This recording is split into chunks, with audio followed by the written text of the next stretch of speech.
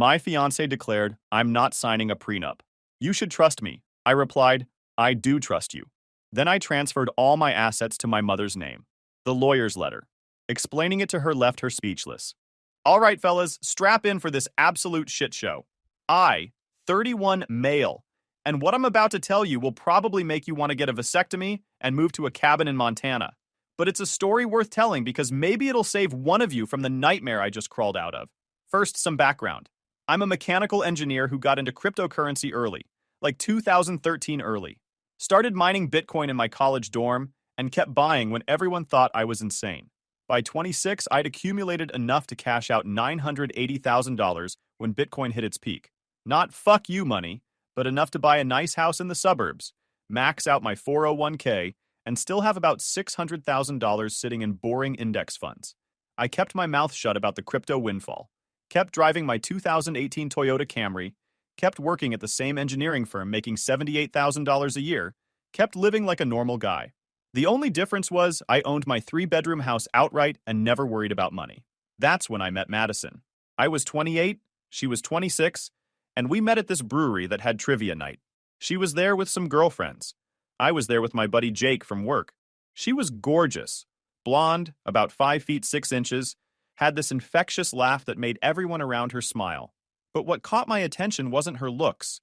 It was how smart she seemed during trivia. Girl knew everything from 90s movies to European capitals. We started chatting between rounds and she seemed genuinely cool. Told me she was a marketing coordinator at some tech startup, had her own apartment, was really into hiking and yoga. She asked what I did, and when I said engineering, she didn't get that glazed over look most girls give you. Actually seemed interested. We exchanged numbers and started dating. For the first few months, everything was perfect. She insisted on splitting dinner bills, never asked me to pay for expensive stuff, and seemed to have her own life and interests. We'd go on hikes, cook dinner together, binge-watch Netflix shows. Normal relationship stuff. About 6 months in, she mentioned struggling with student loan payments. I offered to help, but she refused, said she needed to handle her own responsibilities. I actually respected that. Here was a woman who didn't want to be rescued, who valued her independence. What a fucking joke that turned out to be. The mask started slipping around month 8. Little comments here and there. Wow, your house is really nice for an engineer's salary. You must be really good with money. I bet you'll be able to retire early. I brushed it off as normal curiosity. Then she started asking more direct questions. How much was my mortgage payment? 0, but I didn't tell her that. What kind of retirement savings did I have? How much did engineers typically make after 10 years? I kept my answers vague, said I was comfortable but not wealthy. The real red flag should have been when she started talking about our future after just a year of dating. Not in a cute, romantic way, but in a very specific financial planning way. When we get married, we should definitely get a bigger house. I can't wait until we can afford to travel more. Once we combine our incomes, we'll be so much better off. I was thinking with my dick instead of my brain, because Madison was absolutely incredible in bed. Like, ruined me for other women incredible. She knew exactly what she was doing and wasn't shy about it. Plus, she was always up for it, always enthusiastic, always making me feel like I was the best she'd ever had. Looking back now, I realized that was all part of the strategy too. After 2 years of dating, I proposed. Nothing crazy expensive, an $8,000 ring that I thought was reasonable. Her reaction was weird. She said yes, cried, the whole performance, but then immediately started talking about upgrading to a bigger stone once we're more established. That should have been my first clue that I was about to marry a financial predator. The moment that ring went on her finger, Madison transformed into someone I barely recognized. Suddenly everything was our money and our future, and she had very specific ideas about how both should be managed. Wedding planning became a nightmare. We'd agreed on a budget of $25,000 for a simple ceremony and reception. Madison had other ideas. "Babe, I found the perfect venue," she'd say, then show me places that cost $15,000 just for the space rental. "The photographer I want is only $4,000. That's totally reasonable for our special day. We absolutely need an open bar. What will people think if we only serve beer and wine?" Every conversation ended with her pouting when I stuck to the budget. "I just want our wedding to be perfect. Don't you want me to feel like a princess on our special day?" But the real kicker was when she quit her job 3 months after we got engaged. "I'm just so stressed with wedding planning and work," she explained. "Plus, the startup's not going anywhere. I think I should focus on finding something better after the wedding." Suddenly, I was paying for everything. Her rent, her car payment, her groceries, everything. When I brought up the fact that this wasn't what we'd discussed, she lost her shit. I can't believe you're being so selfish. I'm planning our entire wedding while dealing with job stress, and you're worried about money. After we're married, it won't matter anyway since we'll share everything. That's when she dropped the bombshell that really opened my eyes. Besides, once I have access to our joint accounts, I can manage our finances so much better. I'm actually really good with money. I just haven't had enough to work with. Joint accounts. Access to our finances. Manage our money. She'd never once asked about my actual financial situation, but she was already planning how to spend it. I started paying closer attention to her behavior. The way she'd accidentally go through my mail when she was over. How she'd ask seemingly innocent questions about my work bonus or whether I had any investments. The way she'd steer conversations toward finances and future planning. Then I found her notebook. I was looking for a pen in her purse, with her permission, when I found this little leather notebook. Curious, I flipped through it. What I saw made my blood run cold. She had notes, detailed notes, about my salary, my house, estimates of what I might have saved. She'd even researched property values in my neighborhood and written down what she thought my house was worth. But the worst part was a page titled, After Marriage Goals. Access to all accounts within 6 months. Refinance house to access equity for investments. Upgrade engagement ring to at least 2 carats. New car, BMW or Audi, $50,000 range. Vacation home for our future family. She'd been planning my financial life without me, and I was just the ATM that came with it. That night, I made a decision that would change everything. After finding Madison's little financial planning notebook, I knew I needed to protect myself. But I also wanted to know for sure what I was dealing with. Was she just bad with boundaries? Or was she a full-blown gold digger who'd been playing the long con? I decided to run a test. I called my older brother Ryan, who's a financial advisor. Explained the whole situation without mentioning names. Dude, you need to protect your assets before you get married, he said immediately. But if you're having doubts about her motives, there's a way to find out for sure. His plan was brilliant in its simplicity. Temporarily transfer my assets to a family trust that he'd manage. On paper, I'd own almost nothing except my house, which had a convenient mortgage I'd pay to the trust. My investment accounts, savings, everything would be protected, but invisible. If she really loves you for you, finding out you're not as wealthy as she thought shouldn't matter. If she's a gold digger, she'll reveal herself pretty quickly. It took 2 weeks to set everything up legally. I moved $580,000 in investments into the family trust, along with most of my savings. Left myself with about $40,000 in checking and my house, which now had a $150,000 mortgage payment to the trust. On paper, I looked like a normal engineer with normal debt. The plan was to tell Madison right after I proposed that I'd been living beyond my means and had some debt to deal with. Nothing dramatic, just that I wasn't as financially secure as I might have seemed. But before I could have that conversation, Madison forced my hand. She'd moved in with me the month before, rent-free of course, and had started making herself very comfortable. Too comfortable. I came home from work one day to find her on my computer, trying to log into my bank accounts. "Oh, hey babe," she said when she saw me, not even looking embarrassed. "I was just trying to get a better handle on our finances, so I can help with budgeting." "Our finances?" "Well, yeah. I mean, we're getting married in 6 months. I should probably understand where we stand financially so I can help plan our future." She'd already figured out 2 of my security questions, and was 1 answer away from accessing my main account. That's when I knew for sure what she was. "Actually, I'm glad you brought this up," I said, sitting down next to her. "We do need to talk about finances." Her eyes lit up like Christmas morning. "I haven't been completely honest with you about my financial situation," I continued. "Things aren't as good as they might seem." The light in her eyes dimmed slightly. "What do you mean?" "I mean, I've been living beyond my means for a while now. The house payments are actually pretty tight. I've got some credit card debt, and my savings aren't what they should be for someone my age." I watched her face carefully as I continued the lie.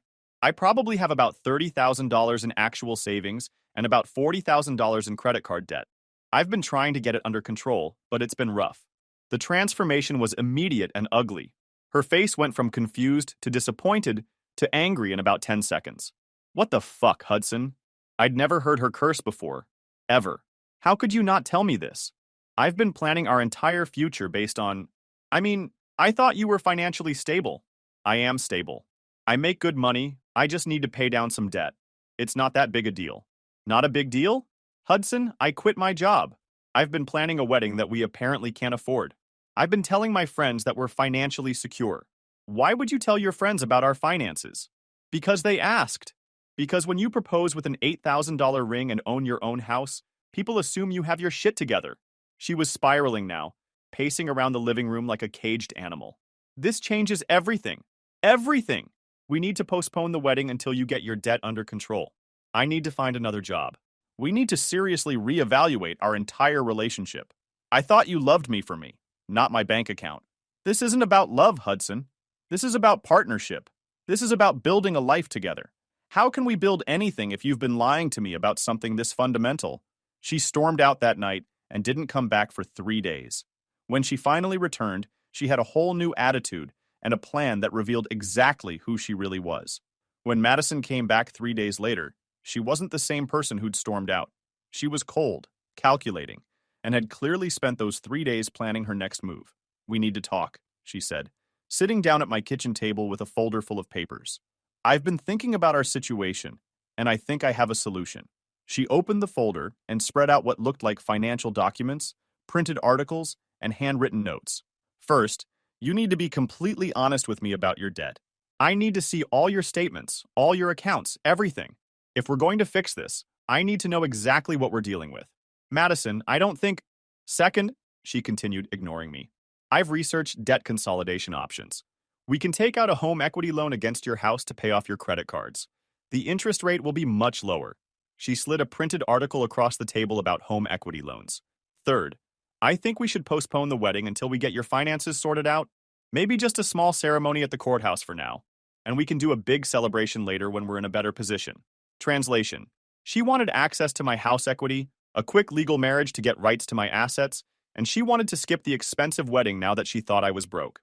"Also," she added, pulling out another sheet of paper, "I've found some side hustles we can do together. Real estate investing, cryptocurrency trading, maybe starting a consulting business. We need multiple income streams." She'd done her homework, I'll give her that, but she'd also revealed exactly what she was after. "Madison, I appreciate you trying to help, but this isn't optional, Hudson." Her voice went ice cold. "If you want this relationship to work, if you want us to have a future, this is what needs to happen. I can't marry someone who's financially irresponsible and dishonest." "Dishonest? You've been lying to me for 2 years about your financial situation. How do I know you're not lying about other things?" That's when she played her ace card. "I talked to my dad about this, and he thinks you might be hiding assets to avoid responsibility. Like maybe you have money somewhere, but you're pretending to be poor to test me or something." She leaned forward, staring directly into my eyes. "So here's what's going to happen. You're going to prove to me that you're being honest by giving me complete access to your finances. Joint accounts, shared passwords, everything. If you have nothing to hide, it shouldn't be a problem. And if I say no, then we're done. Because I'm not going to waste any more time with someone who doesn't trust me enough to be completely transparent." I pretended to think about it for a moment, then nodded reluctantly. "Okay, you're right. If we're going to get married, we should share everything." Her smile returned, but it was different now. Predatory. "Great. Let's start by adding me to your bank accounts. Then we can work on getting that home equity loan application started." That night, I called Ryan and told him to prepare for phase 2 of our plan. "She wants joint access to everything," I told him. "Perfect. Give her exactly what she's asking for. Access to accounts with $40,000 and $40,000 in debt. Let her manage those finances as much as she wants. What about the home equity loan? Stall on that. Tell her the bank needs more documentation or something. Make her wait. And then we wait for her to show you who she really is." I didn't have to wait long. Adding Madison to my bank accounts was like watching a nature documentary about parasites. Within a week, she'd taken complete control of what she thought was our entire financial life. She moved the remaining $35,000 from my checking account into a high-yield savings account that only she had access to for security purposes. She signed us up for a joint credit card with a $25,000 limit. She started shopping for debt consolidation loans and pestering me daily about the home equity loan application. But the most revealing part was watching how she behaved now that she thought she had access to everything. The sweet, considerate woman I'd been dating for 2 years vanished completely. She became demanding, entitled, and frankly, kind of stupid about money.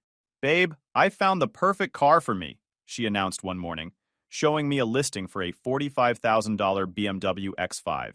"Since we're doing the debt consolidation anyway, we might as well include a car loan. I need reliable transportation for job hunting. Madison, we're trying to get out of debt, not add more. This is an investment, Hudson. A reliable car will help me get a better job, which means more income for us. You have to spend money to make money. She'd enrolled us in some bullshit wealth building course that cost $500 and promised to teach us how to flip houses with no money down. She wanted to cash out my 401k to use as investment capital for cryptocurrency trading. The guy on YouTube says Bitcoin is going to hit $100,000 this year, she explained seriously. If we put in $20,000 now, we could make like $60,000 profit. The financial illiteracy was staggering, but the entitlement was worse. She'd started referring to my house as our house and making plans to renovate. She wanted to knock out walls, redo the kitchen, add a master suite, all while believing we were $40,000 in debt. We'll just put it on the home equity loan, she'd say, whenever I pointed out we couldn't afford it. Houses are investments. Any money we put into it, we'll get back when we sell. But the breaking point came when she invited her parents over for dinner, without telling me. I came home from work to find Madison, her mother Carol, and her father Dave, sitting in my living room with takeout from an expensive steakhouse. Surprise, Madison said. I thought it would be nice for us all to have dinner together. The dinner cost $180, money that came directly from our joint account that she controlled. Madison tells us you two are working through some financial challenges, Carol said with fake sympathy. Dave and I went through something similar when we were young. It's nothing we can't handle, I replied carefully. Well, we want to help, Dave said, pulling out a piece of paper. I've drafted a little agreement here.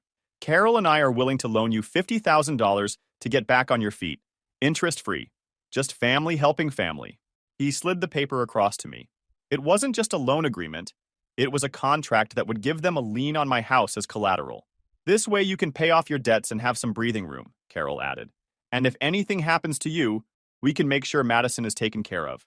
Madison was smiling like this was the most generous offer in the world. She'd clearly orchestrated this whole thing. We just need to see some documentation, Dave continued. Bank statements, debt balances, property value assessment, standard stuff for a loan this size. I really appreciate the offer, I said, but I'm not comfortable borrowing money from family. Madison's smile faltered. Hudson, this is a gift. They're trying to help us. I understand that, but he's just proud, Carol interrupted.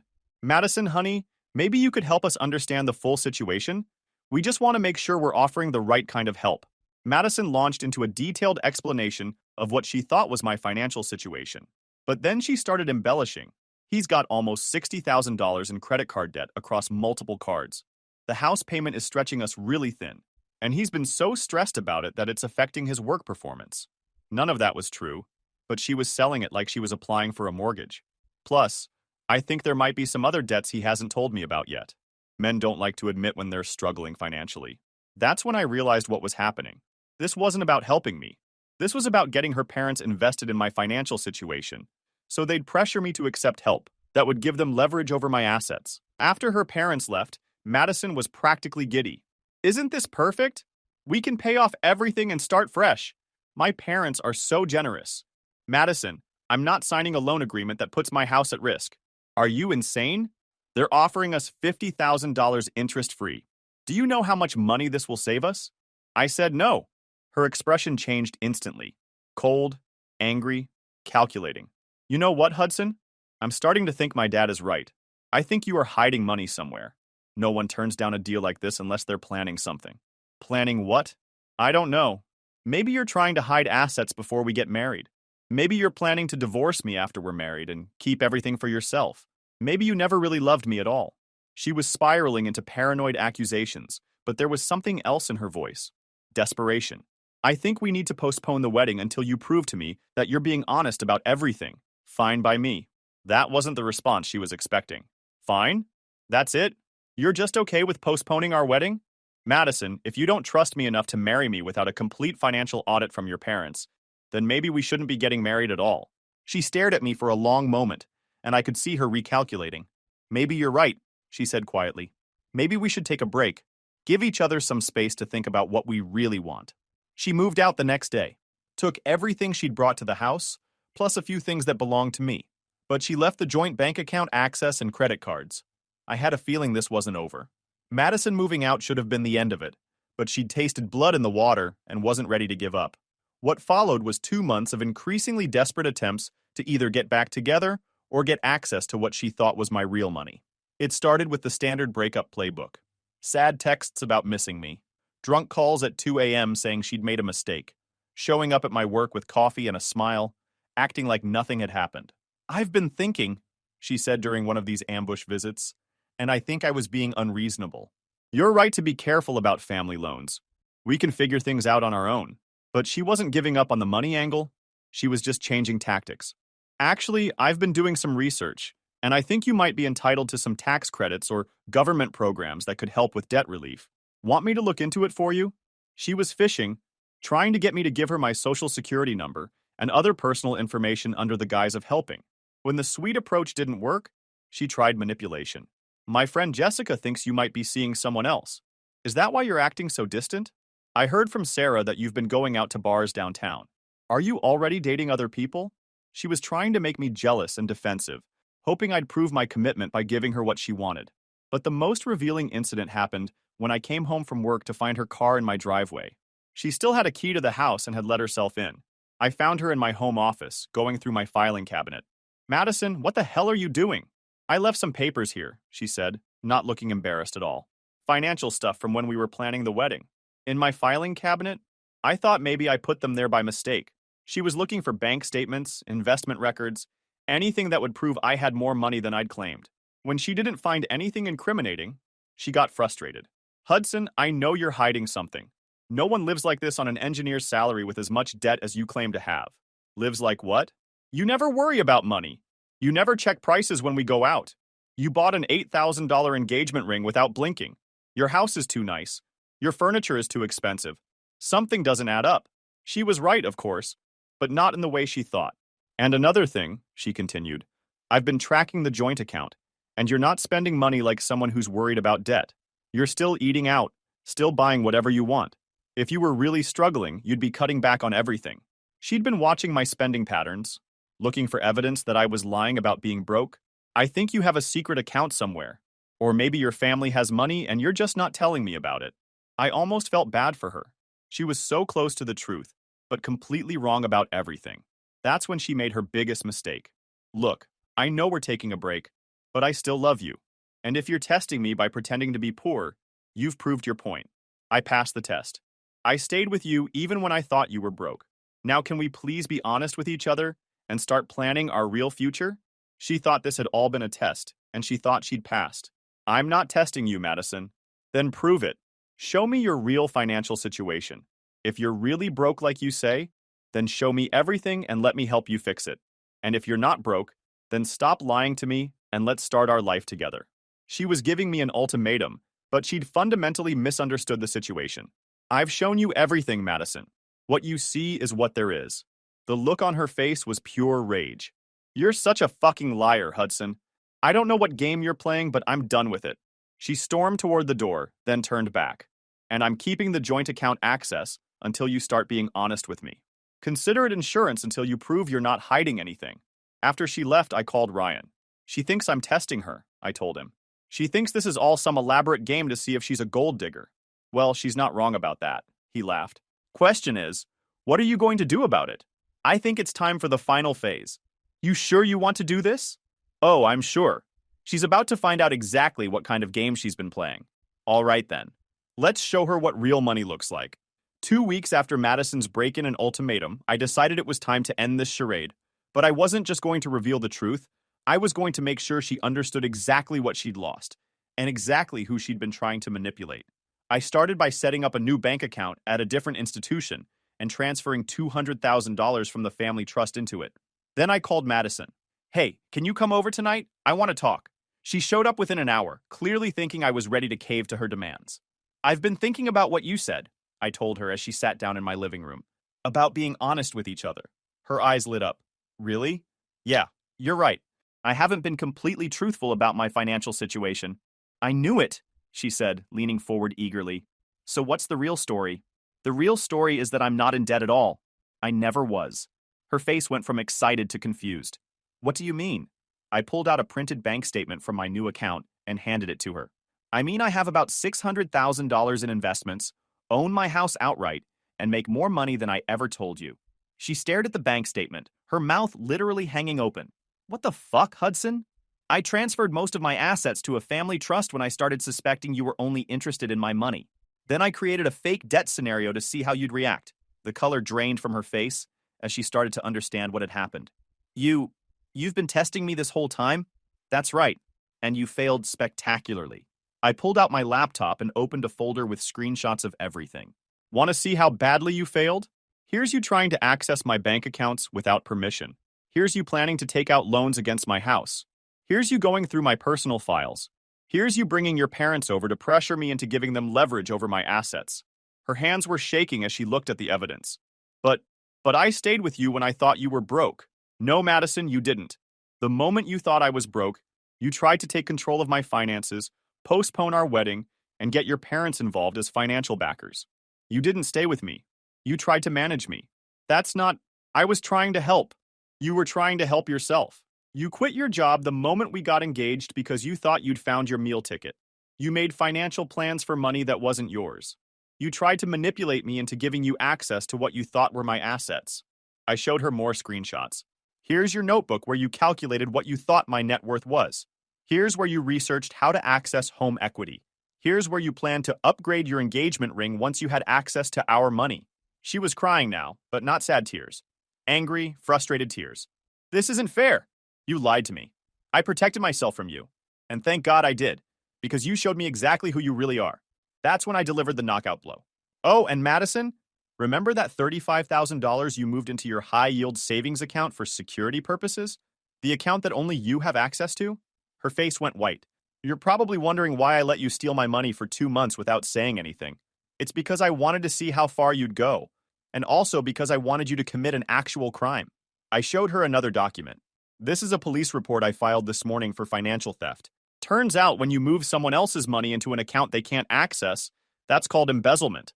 You can't... I didn't... We were engaged. Were we? Because according to my records, you postponed our wedding indefinitely and moved out of my house. Legally speaking, you're just my ex-girlfriend who stole $35,000 from my bank account. She was hyperventilating now. Hudson, please. I can explain everything. I can give the money back. I was just trying to help us. Help us. Madison, let me show you what helping us would have looked like. I pulled out another document. This is the prenup my lawyer drafted before I knew what you really were. If you'd signed this and married me honestly, you would have been entitled to half of everything I earned during our marriage. Based on my current income and investment returns, that would have been about $100,000 per year for the rest of your life. Her face went through every emotion possible as she processed this. Instead, you chose to try to manipulate and steal your way to my money. And now you get nothing. Less than nothing, actually, since you're going to prison. Prison? Her voice was barely a whisper. Embezzlement of $35,000 is a felony, Madison. You're looking at 2 to 5 years minimum. That's when the begging started. Hudson, please, I'm sorry. I made mistakes, but I do love you. I was just scared about the future and I made bad decisions. Please don't press charges. I'll give everything back. I'll sign whatever you want. Just please don't ruin my life. Ruin your life? Madison, you ruined your own life. I just documented it. She fell to her knees, literally begging. I'll do anything. I'll sign a confession. I'll pay back double. I'll tell everyone I know what I did wrong. Just please, give me another chance. The only chance you had was to love me for who I really am instead of what you thought I could give you. You blew that chance the moment you started planning how to spend my money. I stood up and walked to the door. The police will probably want to talk to you tomorrow. I'd suggest getting a lawyer. A real one. Not just someone you can manipulate. As I opened the door, she grabbed my arm. Wait! What about your parents? They offered to loan us money. They'll help me pay you back. Please, Hudson. There has to be some way to fix this. I looked down at her pathetic, desperate face and felt absolutely nothing. Madison, my parents are retired teachers living on a pension. They never offered us any money. Those were your parents trying to get leverage over my assets, remember? The look of realization and horror on her face was the most satisfying thing I'd ever seen. By the way, I added as she stumbled toward her car, that BMW you wanted to buy? I just bought 2 of them. Cash. 3 months later, Madison pled guilty to embezzlement and got 18 months in county jail plus restitution. Her parents tried to sue me for entrapment, but my lawyer got that thrown out immediately. I kept the engagement ring. Last week, I got a letter from her in jail. 4 pages of apologies, promises to change, and begging me to help with her legal fees. I used it to light a cigar on my new boat. The moral of the story, gentlemen: never let anyone access your resources until they've proven they love you without them. And if someone fails that test, make sure they understand exactly what they've lost. Trust me, the revenge is worth the wait.